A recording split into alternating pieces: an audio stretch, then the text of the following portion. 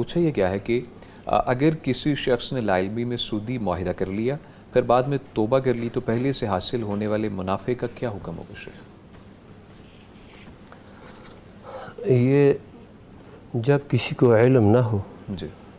اور علم یعنی کہ یہ معاملہ سودی معاملہ ہے یا یہ عمل سود والا عمل ہے جی شیخ، تو اس نے لا علمی کی وجہ سے ناخبری اور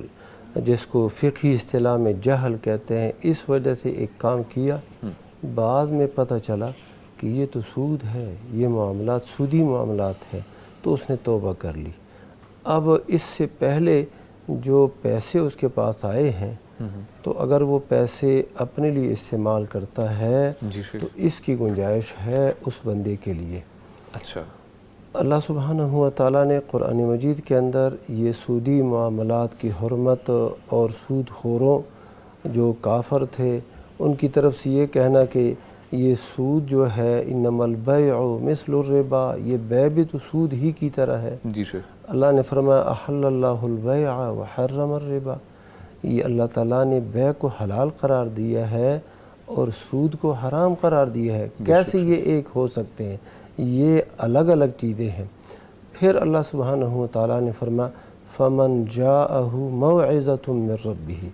جس کے پاس اللہ سبحانہ و تعالیٰ کی طرف سے نصیحت آ گئی، یعنی اس کو سمجھ آ گئی، کسی نے سمجھایا، جی فانتہا، پھر وہ سود کھانے سے اور اس معاملے سے رک گیا، جی شیخ، فَلَهُ مَا سَلَفَ، اس کے لیے وہ کچھ ہے جو پہلے گزر چکا ہے، جو پہلے منافع اس کے پاس آیا، پیسے آئے یا سودی ذرائع سے اس کو کچھ فائدہ ہوا، یہ اس کے لیے ہے، یعنی اب اس کو وہ استعمال کر سکتا ہے، لیکن وَأَمْرُهُ إِلَى اللَّهِ، اس کا معاملہ باقی اللہ کی طرف ہے، اللہ کے سپرد ہے کہ یہ خالص توبہ ہے اور کہ کس طرح کا توبہ جی ہے۔ شیخ، وَمَنْ عَادَ